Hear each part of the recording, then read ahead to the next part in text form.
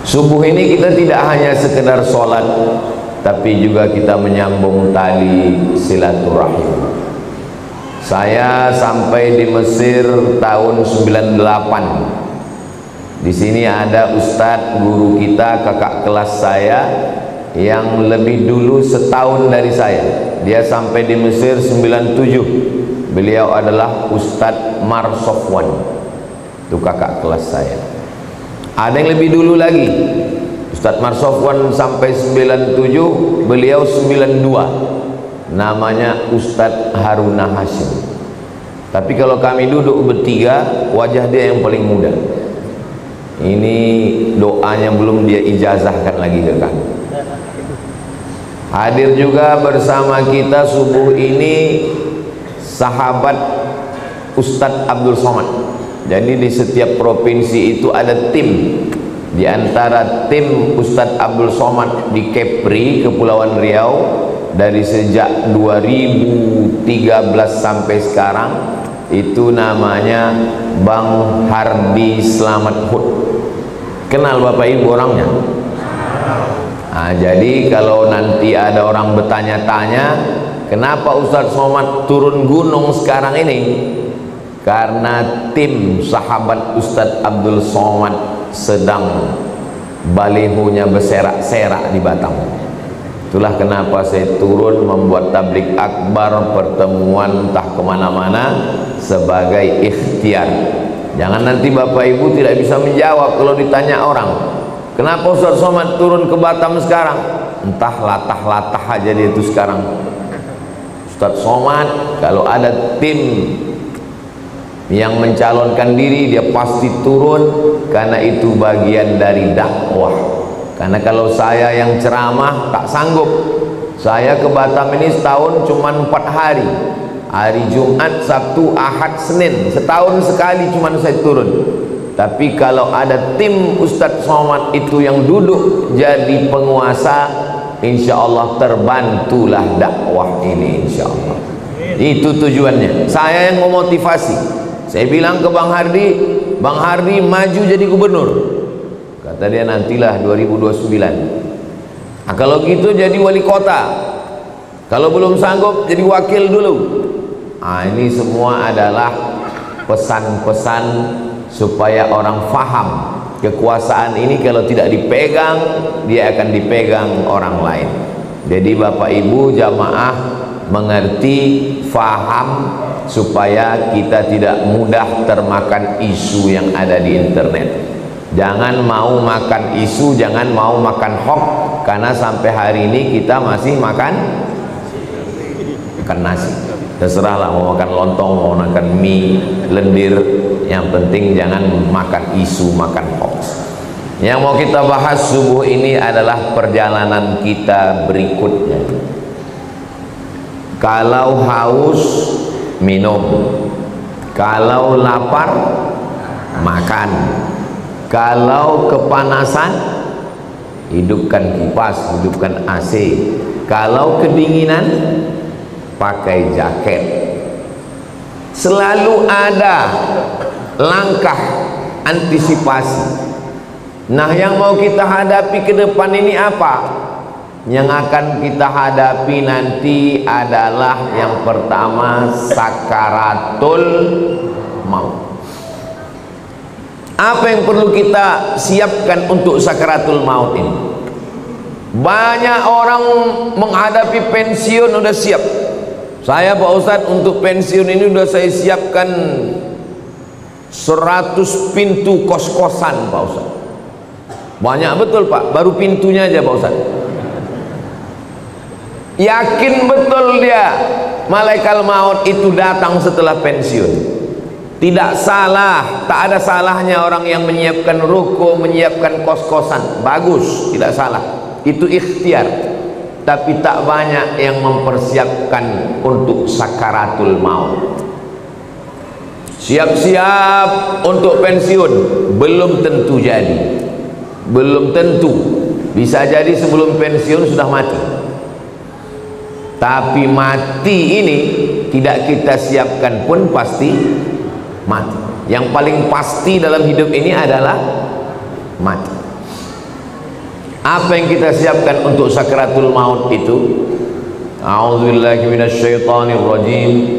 Innal ladzina qalu rabbuna Allah tsumma istaqamu, orang yang selalu menyebut Allah kemudian dia istiqamah, tatanazzalu alaihimul malaikah, turunlah malaikat waktu dia mau sakaratul maut, waktu ruhnya mau keluar dari jasad, turun dua malaikat.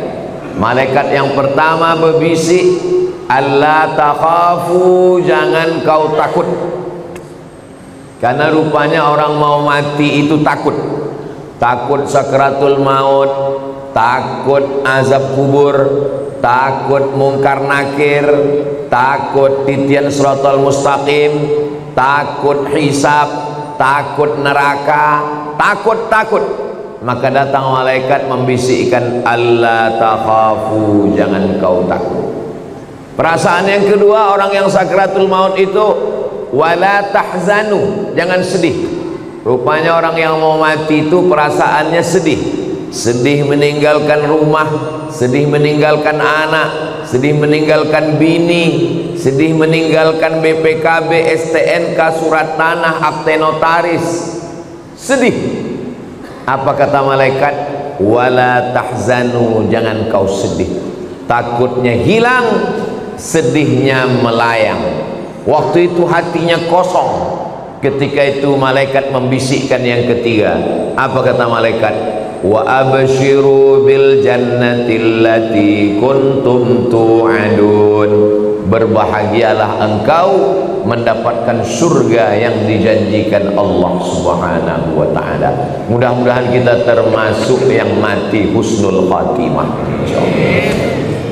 Apa syaratnya? Apa syaratnya supaya kita dapat macam yang disebutkan dalam ayat ini? Syaratnya kata Allah, qalu rabbuna Allah tsumma istaqam, istiqamah menyebut Allah. Bisa subhanallah, bisa alhamdulillah, bisa Allahu akbar, bisa la haula wala quwata illa billah. Afdalu dzikri fa'lam annahu la ilaha illallah. Makanya orang kalau dia ikut tarekat Naqsabandiyah, zikirnya Allah Allah Allah Allah Allah Allah Allah Allah Allah Allah. Alladzina yadhkuruna Allah, orang yang menyebut Allah qiyaman, waktu tegak, wa qu'udan, waktu duduk, wa ala junubihim, waktu berbaring. Duduk, tegak, berbaring, selalu mengingat Allah. Itu makanya melihat wajah di cermin menyebut Allah. Allahumma kama hassanta khalqi fahassin khuluqi.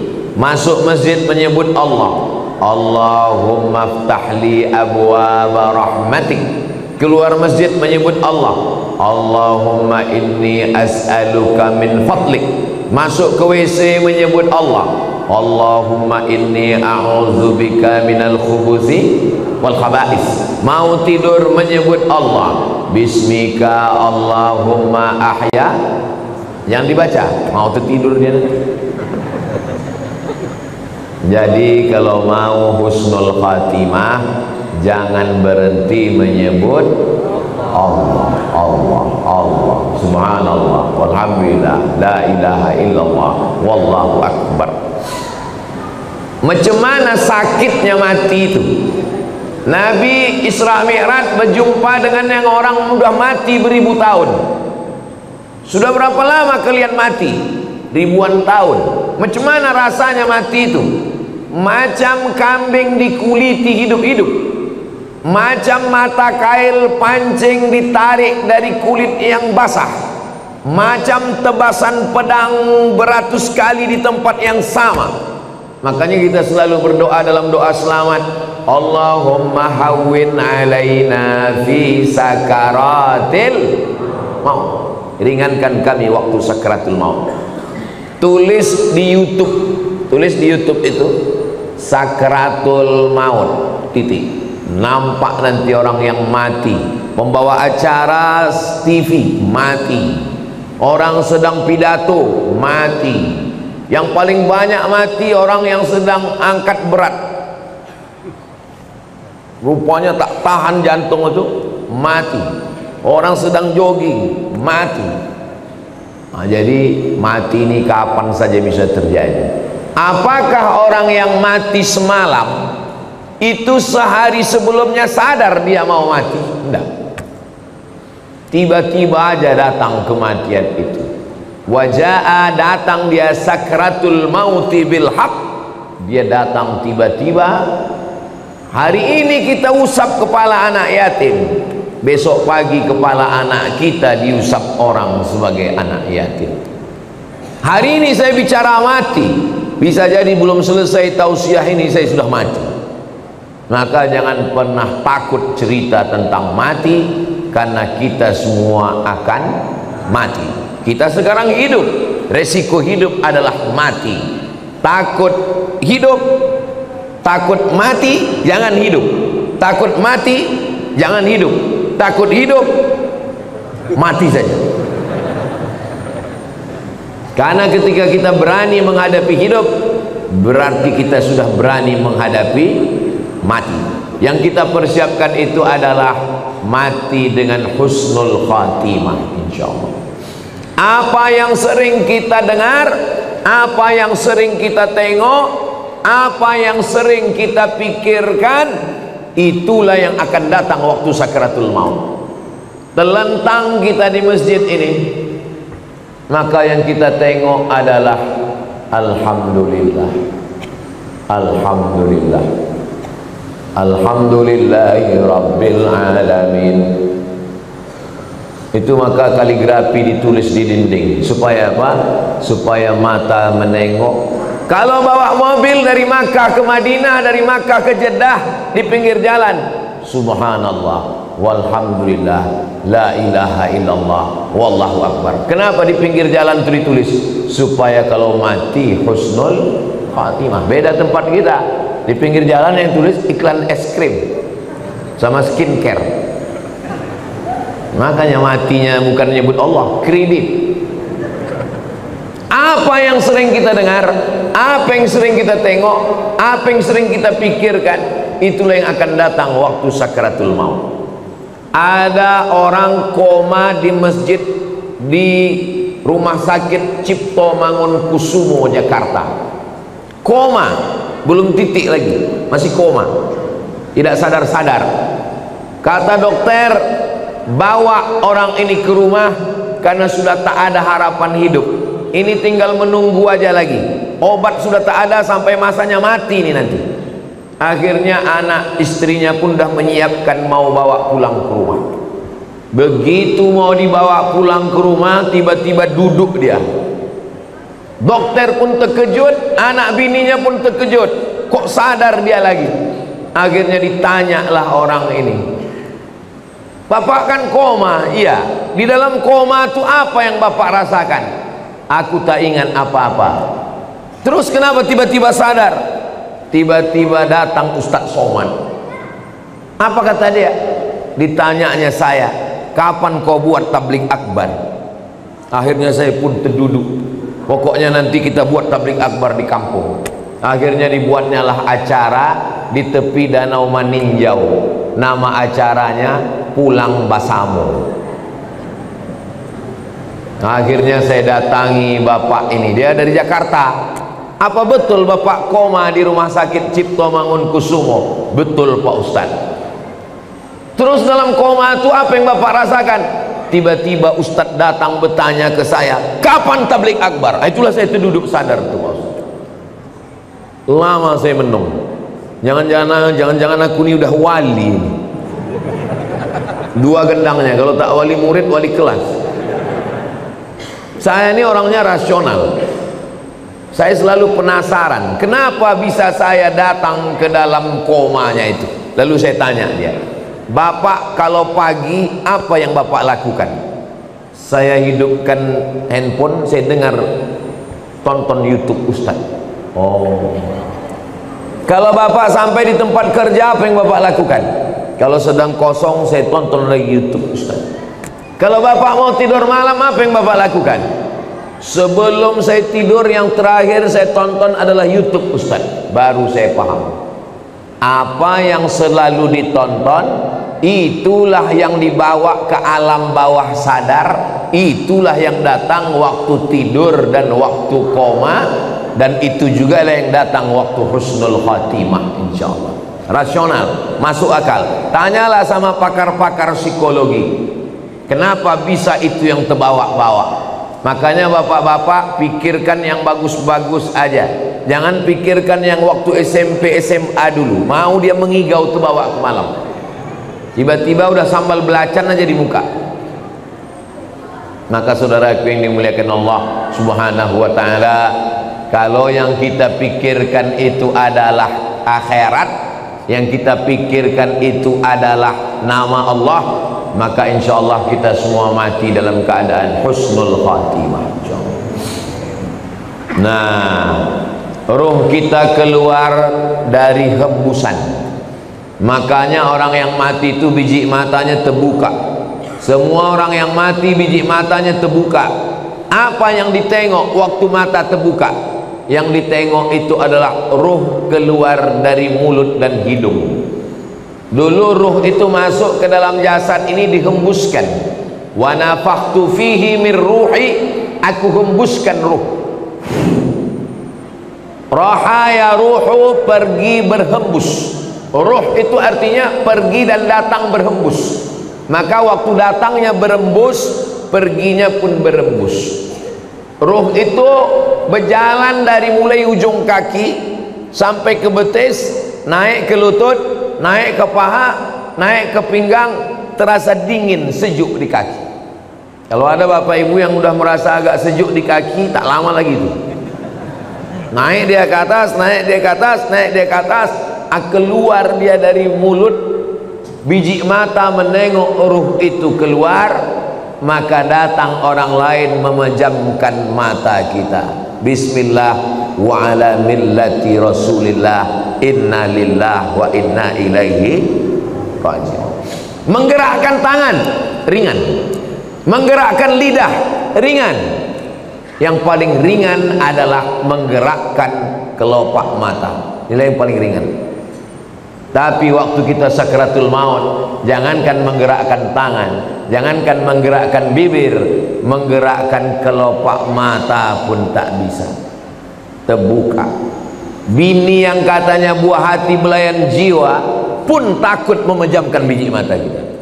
Datang anak ke masjid memanggil tuan imam, Pak Imam, tolonglah datang ke rumah.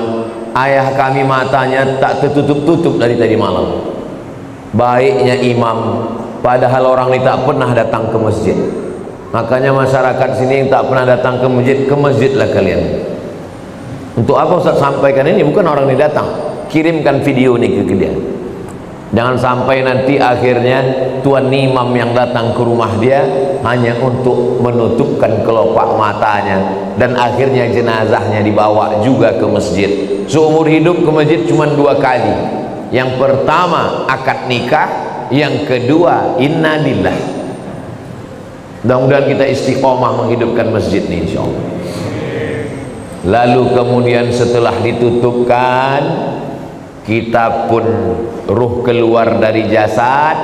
Lalu kemudian kemana pergi ruh itu? Ruh itu dibawa oleh malaikat. Dalam hadis riwayat Imam Ahmad bin Hanbal, ruh dibawa di atas kain kafan dari cahaya, lalu kemudian mengetuk pintu langit.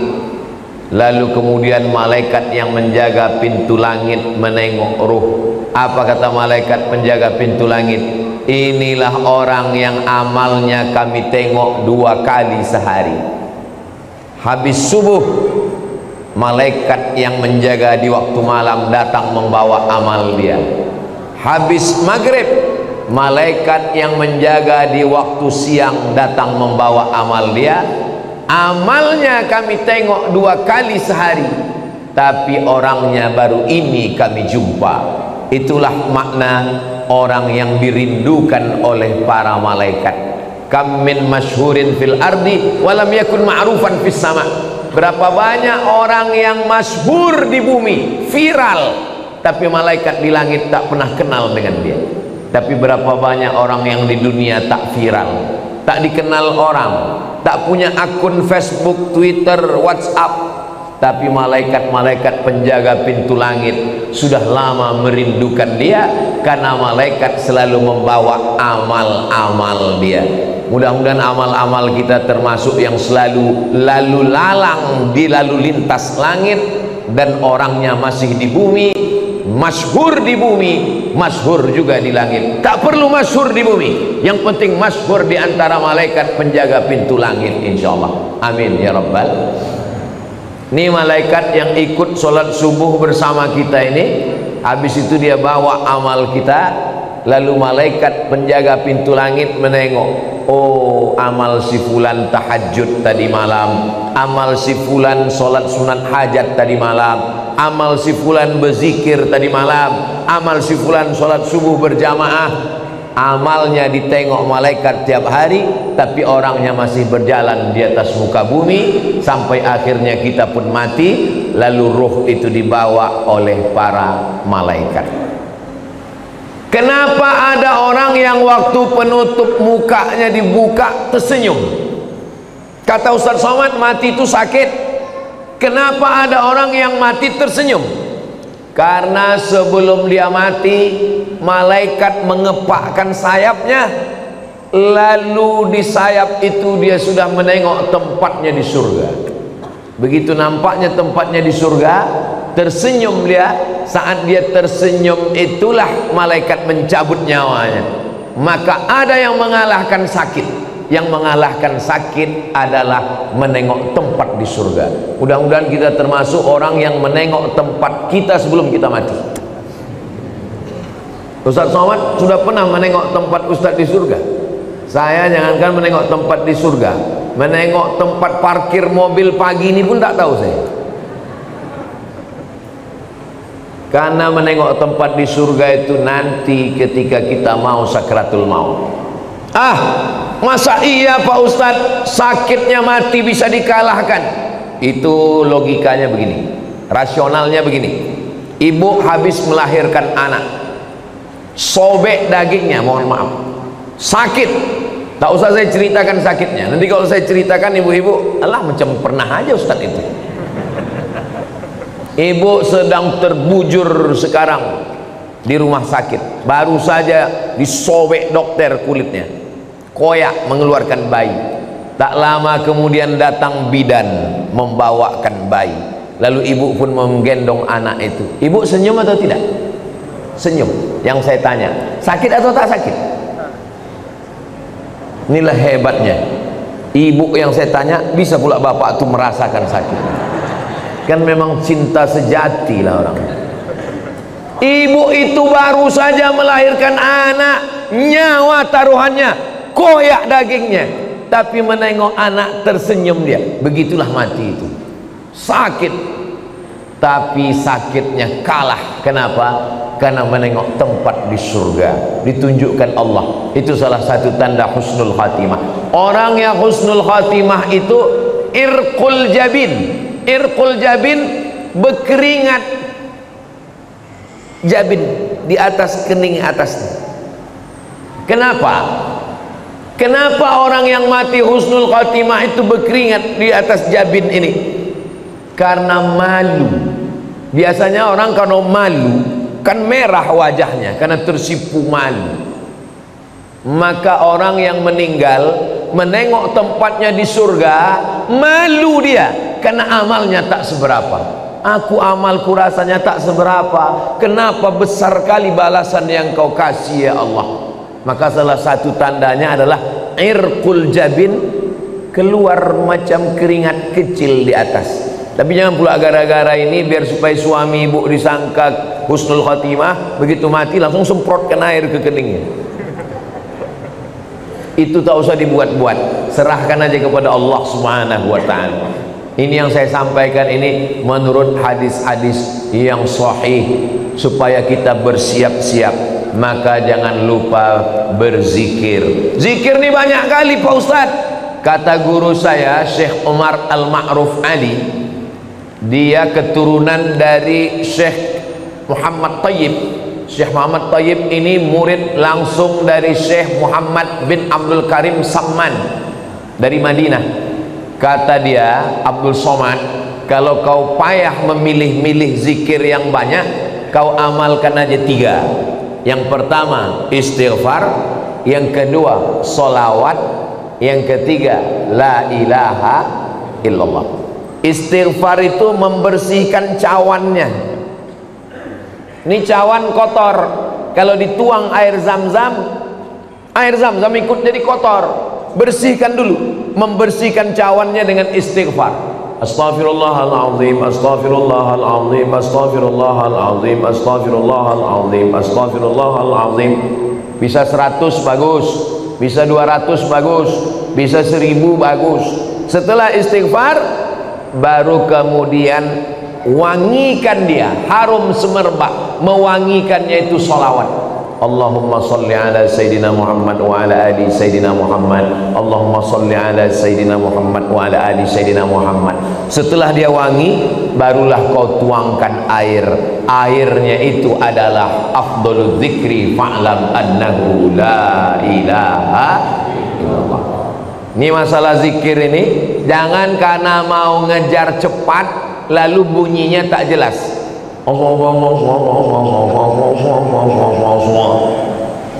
Astaghfirullahaladzim, astaghfirullahaladzim, astaghfirullahaladzim.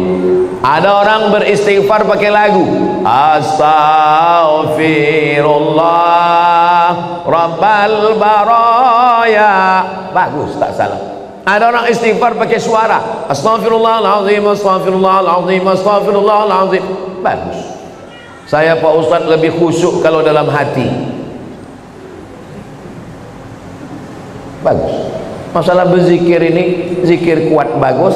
Jangan gara-gara zikir kuat sama zikir pelan berkelahi di masjid. Berkelahi antara zikir kuat dengan zikir pelan di masjid, sampai cerita tuh keluar masjid. Apa kata orang luar masjid? Untung kita tak ke masjid. Coba kalau kita ke masjid berkelahi kan? Bagus kita di luar masjid nih lagi. Nah, jadi yang berzikir kuat silakan. La ilaha illallah, la ilaha illallah. Bagus, tak salah. Yang berzikir pelan bagus. La ilaha illallah, la ilaha illallah. Zikir kawan pelan, kita mau kuat, kita paksakan dia, kita ke telinga dia. La ilaha illallah. Apa mau kau kata dia? Berkelahi kita dalam masjid. Saya Pak Ustadz terganggu kali saya sama zikir orang ini. Saya kalau udah dengar orang ini berzikir kuat, terganggu saya Pak Ustadz. Berarti ada setan dalam diri kau. Orang yang terganggu dengan zikir berarti ada setan. Zikir tidak pernah mengganggu kita. Sebagaimana kita mendengar suara bacaan Al-Quran. Kalau ada orang terganggu mendengar bacaan Al-Quran, itulah makna ruqyah. Di ruqyah dia biar keluar hantu setan dari dalam dirinya. Habis sakratul maut selesai, lalu kemudian kita pun masuk ke liang lahat. Tapi tadi ruhnya udah diangkat ke langit Pak Ustadz. Waktu jasad masuk ke liang kubur, maka ruh turun balik, dimasukkan Allah ke alam kubur untuk menjawab pertanyaan malaikat Munkar Nakir. Iya, kalau jasadnya masuk kubur, kalau matinya diterkam singa, kalau matinya di sungai Amazon, dimakan ikan piranha 1000 ekor, kemana pergi ruhnya? Kalau matinya tabrakan beruntun hancur macam daging kena blender, kemana pergi ruhnya? Maka nama alamnya adalah alam barzakh. Dia tidak disebut dengan dunia karena dia sudah mati. Dia tidak disebut dengan akhirat karena dunia masih ada. Pemisah antara dunia dengan akhirat namanya alam barzakh. Tengok dalam surat Ar-Rahman, bainahuma barzakhul la yabghiyan. jadi ruh yang sudah diangkat ke langit, diperkenalkan ke malaikat, diturunkan balik masuk ke dalam jasad untuk menjawab pertanyaan mungkar nakir. Setelah itu ruh dalam genggaman kudrat iradat kuasa Allah subhanahu wa ta'ala, maka ruh menantikan amal yang mengalir. Apa yang perlu kita siapkan? Yang perlu kita siapkan yang pertama, ilman 'allamahu wa nasyara. Ketika di alam barzah disebut alam kubur, yang kebetulan ada kuburnya. Kalau kebetulan tak ada kuburnya, alam barzah, mati hanyut, mati tabrakan, mati hilang, maka alamnya alam barzah. Selama di alam barzah itu apa yang mengalir? Yang pertama mengalir adalah ilman 'allamahu wa nasyara. Ustadz Marsofwan ceramah, ada program subuh, apa subuh apa namanya Ustaz? Pejuang Subuh Nongsa, dilanjutkan oleh anak-anak pejuang subuh Nongsa, mengalirlah pahalanya ke beliau. Bang Hardi Hud dosen sampai ke Indragiri Hilir, dosen sampai ke Sungai Guntung, mengajar ke sana kemari, mengalirlah pahalanya. Ustadz, tapi kami ini tak ustadz, kami ini bukan buya, kami ini bukan profesor Pak Ustadz, ilmu apa yang mengalir? Bapak jangan lupa ajarkan Al-Fatihah ke anak, ibu ajarkan Al-Fatihah ke anak. Saya hatam alif-alif, hatam Quran, guru pertama saya emak saya. Jadi sampai hari ini kalau saya ngajar di mana-mana, itu pahalanya mengalir ke almarhumah emak, ke almarhum ayah saya. Maka ibu kalau tak sempat, bapak kalau tak sempat, ajarkan Al-Fatihah ke anak, supaya anak sholat subuh, zuhur, asar, maghrib, isya, tahajud, witir, duha, dia baca Al-Fatihah, mengalir ke kita semuanya. Saya Pak Ustadz sempat juga mengajarkan beberapa ilmu Pak Ustadz. Ilmu apa yang bapak ajarkan? Ilmu santet. Minta ampunlah kepada Allah, mudah-mudahan lupa murid-murid itu, tak diamalkannya lagi, taubat dia. Itu maka sebelum mengajar tuh, ajarkan yang baik-baik.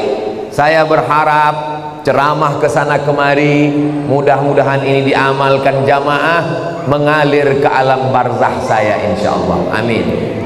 Walaupun amal yang sikit aja, amal sikit yang diamalkannya, bismillahi tawakkaltu 'alallah la haula wala quwata illa billah, mengalir. Yang pertama mengalir ilman 'allamahu wa nasyarahu. Yang kedua, waladan salihan tarakahu, anak soleh yang ditinggalkan. Bangun anak soleh itu malam, tahajud dia, berdoa dia, Rabbil firli wali walidayya warhamhuma kama rabbayani shaghira, mengalir pahalanya. Sekarang saya ceramah ini di Batam, almarhumah emak saya, almarhum ayah saya menengok amal saya secara live. Mana dalilnya? Dalilnya Quran. Wa qul i'malu, beramallah kamu, fasayarallahu amalakum. Yang menengok amal kamu itu ada tiga. Yang pertama Allah, yang kedua Rasulullah Nabi Muhammad menengok amal kita, yang ketiga wal mu'minun, orang beriman. Apa kata tafsir Ibnu Katsir? Maksud orang beriman, ayah, ibu, atuk, nenek menengok amal anak cucunya. Maka moyang saya sedang menengok amal saya, macam jamaah yang nonton streaming live sekarang. Begitulah mereka menonton di alam barzah. Oh, senangnya aku, cucuku dari anak si fulan rupanya sedang menyampaikan tausiah di Batam. Mudah-mudahan kita pun menengok amal yang baik dari anak cucu kita insyaallah. Makanya selalu doanya, Rabbana hablana minas salihin, Rabbana hablana min ladunka dzurriyyatan thayyibah, Rabbana hablana min azwajina wa dzurriyyatina qurrata a'yun waj'alna lil muttaqina imama. Apalagi yang mengalir? Yang mengalir yang ketiga adalah mushafan warasahu, mewakafkan Al-Quran. Wakafkan Al-Quran. Kalau ditengoklah masjid, masjid apa nama masjid kita ini? Masjid Baitul Amal. Itu wakaf Qurannya, Masya Allah. Kalau ditengok dari susunannya, nampaknya Quran ini tak pernah dibaca ini. Janganlah begitu Pak Ustadz. Ini Quran ini disusun rapi ini karena mau pengajian subuh ini. Kalau tidak ada pengajian tunggang langgang lintang pukang juga Quran ini. Itu yang mewakafkan Quran ini meninggal orangnya. Kenapa ada tradisi wakaf surat Yasin tempat kita? Karena orang dulu susah, tak ada duit, maka tak bisa dia mewakafkan Quran, diwakafkannya surat Yasin. Tapi yang paling bagus Quran. Waktu almarhumah mak saya meninggal, saya teleponlah penerbit Syamil di Bandung. Assalamualaikum penerbit Syamil. Waalaikumsalam. Mak saya meninggal, saya mau mewakafkan Quran. Berapa Pak Ustadz? 1000 eksemplar berapa ya? Kalau untuk Somad, Ustadz Somad gratis kata dia. Kalau gratis 2000 lah saya bilang. Kalau 2000 bayar Pak Ustadz. Kalau bayar saya minta 5000. Saya minta 5000. Habis itu saya kirim ke masjid-masjid, ke pesantren. 5000 kita kirim, mustahil ke 5000 nya itu tak dibaca orang. Makanya kalau kita di Masjidil Haram, Masjid Nabawi, keluar Masjidil Haram, di pintu masuk Zam-Zam Tower itu ada orang jual Quran. Haji, wakaf haji, wakaf haji, wakaf. Apa maksudnya itu? Mewakafkan Al-Quran.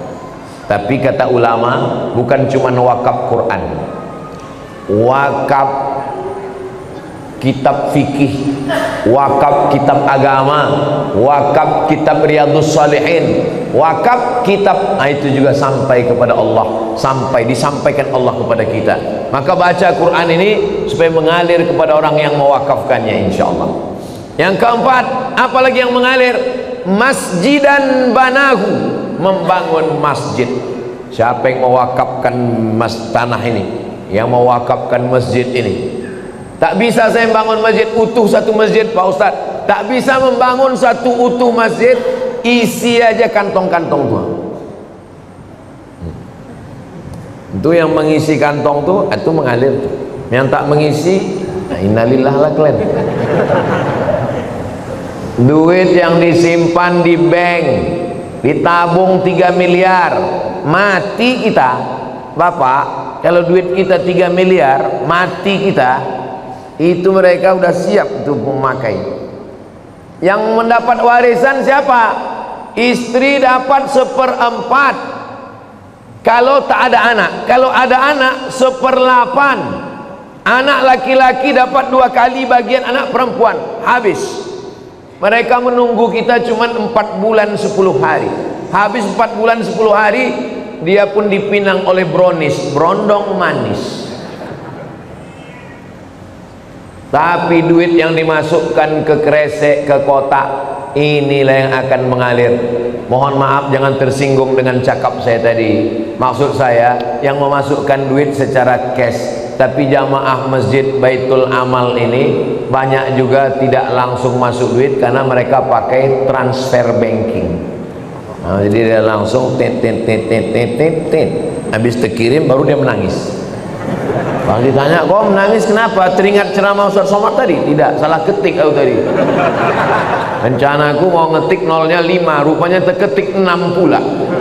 Kalau 5 kan 100.000, terketik 6 1.000.000.